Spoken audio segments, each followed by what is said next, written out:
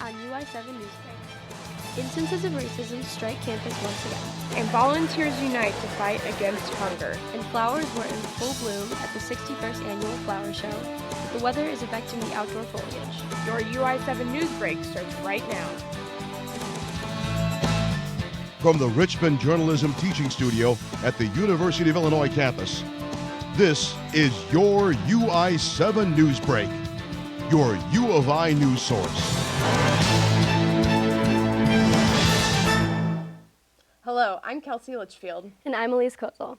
We have new details from a story that shocked campus recently. A University of Illinois student will appear in court May 3rd facing a first-degree murder charge for the death of her baby.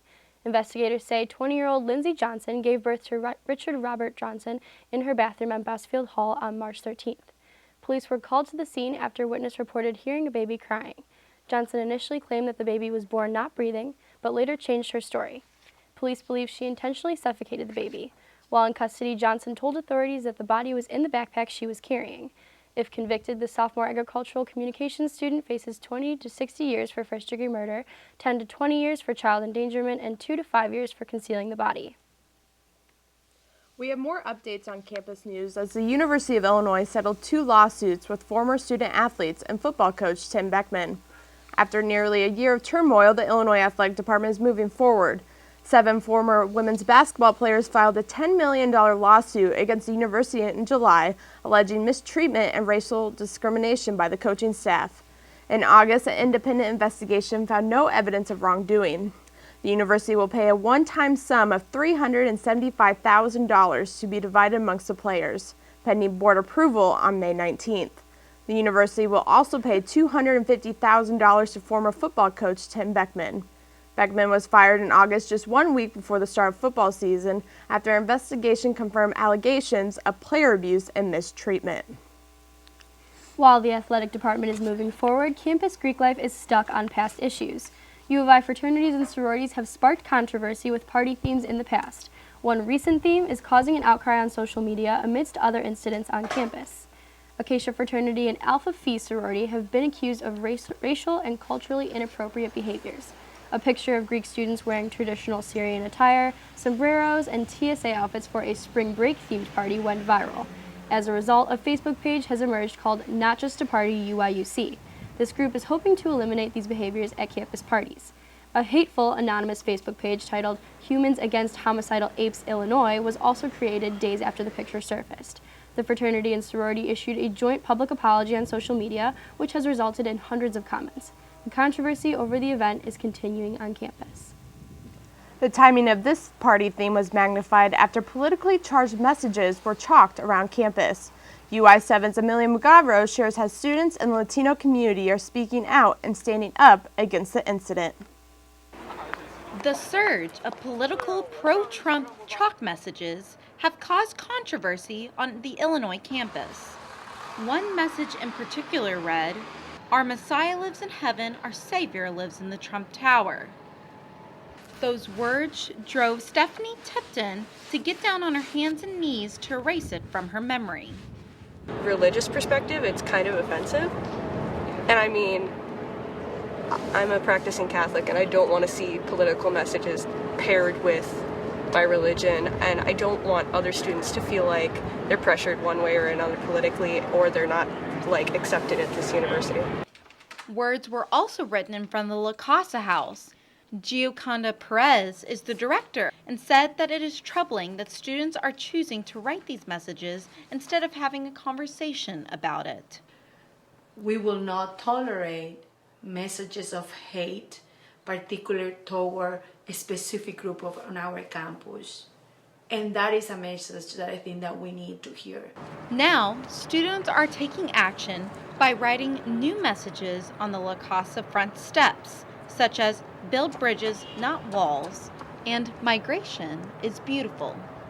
Organizations such as Alpha Psi Lambda, as well as others, wrote all over campus Monday night, spreading words of positivity like the ones you see behind me in front of the La Casa house. Tipton continues the positive chalking movement by writing her own message of love and acceptance.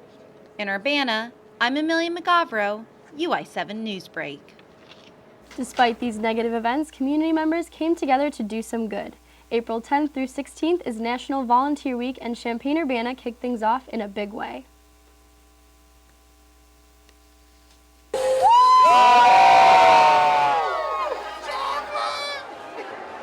members of the Empire stood by, the Illini gave their time and talent as they're aiming to fight hunger.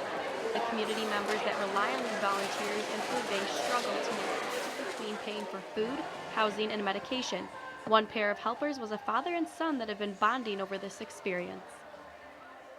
She asked me to be part of the committee, and then Tim joined up with us. And so we've been doing this 3 or 4 years now, and it kind of came out of a university campus charitable fund drive. There were over 40 aisles of teams putting together rice and packaged 56,000 servings of oatmeal that would be distributed to local food banks. All helpers were advised to wear hairnets and sanitize their hands prior to working the shift. This is definitely my favorite part. I do some events with my church, but this is just absolutely awesome. Champaign County's poverty rate is estimated at 22.3%, with a federal poverty level set at $24,250 per year for a family of 4. 1 in 6 individuals don't know where their next meal is coming from, but the Eastern Illinois Food Bank came together to show that hunger awareness is a problem with just minimal effort. Architectural volunteers from the food bank mapped out a way to stack canned goods into the shape of a tower at Marketplace Mall. The 19-layer tower is designed to promote donating more frequently. Not just, around Christmas, people should donate cans, like it's an all-year thing. The canned goods consisted of rice, fruit, beans, and mixed veggies, and it took over 5 hours to assemble. And I think people just need sometimes that visual to remind them that, oh, this is something I can do anytime. In Champaign, Lauren Hicks, UI7 Newsbreak. When we come back, find out how the state budget stalemate is affecting the Illinois State Fair. And why you may see some plants starting to droop.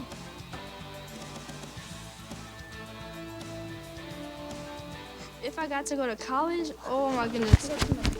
I like discovering new things. Flower. You get to see what works for you and what doesn't. That helps you evolve as a person. You get to make like a supernova of skill or talent or whatever it is. I've always wanted to go to college. I just feel like that's my destiny. My name is Queen, and I am your dividend. Here's your check.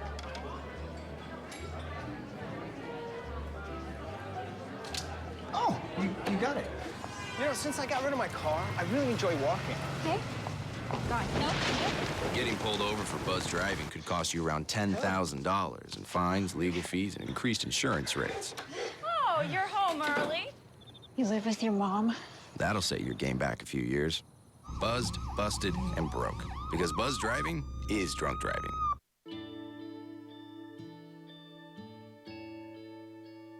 Calls me googly eyes. You know you're beautiful, right? You know that? Even you are beautiful. I got bullied for wearing glasses. Share if you're against bullying.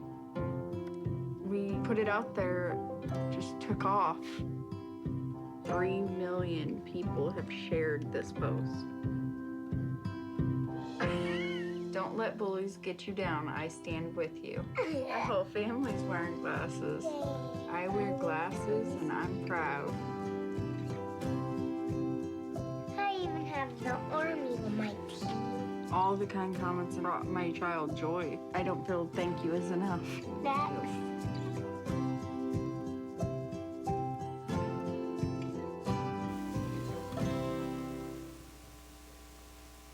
This past weekend, it was announced that KISS would be performing at this year's State Fair.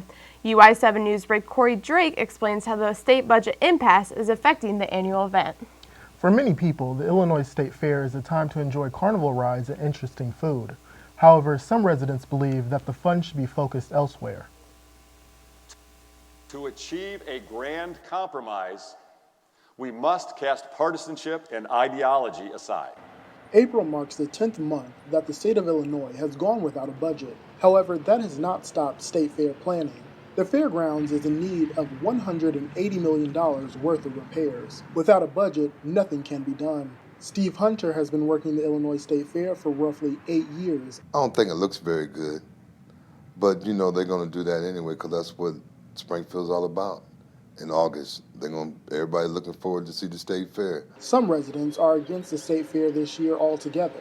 Jana Butler says that there are more important concerns. I know things in the community are important, but there's teachers being cut, important programs for different groups of people that are being cut because of the budget. So I think they can spread it out a little differently than state fairs. In a few short months, the area behind me will be packed with visitors from all over the world. However, some vendors still have not been paid from last year's fair. The state of Illinois owes these vendors over $1.5 million. Vendors essentially make the fair run, doing everything from maintenance to crafting the iconic butter cow, which has been a staple of the state fair for over 90 years. Vendors who do plan to return despite no budget risk working for free for a second year in a row. Hunter says he luckily was paid, but would not work for free. Only way I'd work there if I could get paid. If I found out they wouldn't, wanted somebody to volunteer, I could do something else besides that. Because, it takes up too much time not to get paid. In Springfield, Corey Drake, UI7 Newsbreak. While it may seem that summer and even spring are a ways away, it certainly looked like spring at the 61st Annual Flower Show. Learn how you can bring home these beautiful blooms to your own backyard.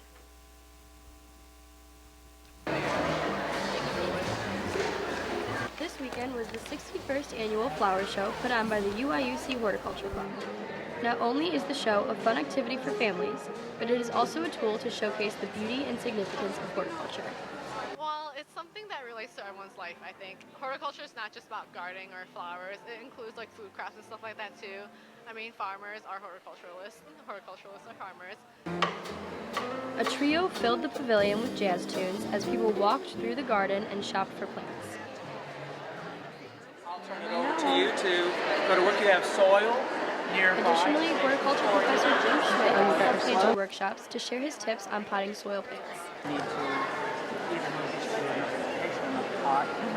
Well, I learned a couple things. I learned that when I pot my plants, I should push the soil down, which I've never done in the past, and I always wondered why everything was sinking. So now I know that. From seed to bloom, the flower show is put on entirely by the UIUC horticulture students. Planning begins all the way back in the early fall semester. Like, this was just a dirt room when we got here, and now it's like this beautiful plant oasis, and people are walking through going, oh wow, it's so pretty, and it's just, I think that's probably the best part. All of the proceeds made are used towards putting together next year's flower show, in addition to other events and workshops done by the Horticulture Club. In Urbana, Elise, Kozal, UI7 Newsbreak. While the flowers at the flower show were in full bloom, outside's a different story. April showers typically brings May flowers, however some colder weather might hold it off. Mother Nature delivered cold temperatures and rain last week to the surrounding areas. 2 overnight frost advisories were issued, with one night dropping to the upper 20s. Not so good for flowers and trees starting to bloom. What was once a pretty sight, the magnolia trees are now turning brown and withering due to the temperatures. Some of the other hardy plants, such as daffodils, survived the freeze, but are drooping due to the rain. The average temperature in April is lower 60s. However, the next few days welcomes warmer weather in the lower 70s and sunny skies. Looking ahead now, Ebert Fest begins tonight. This event is known to draw Hollywood stars to Champaign-Urbana. Urbana native and legendary film critic Roger Ebert created the festival 18 years ago.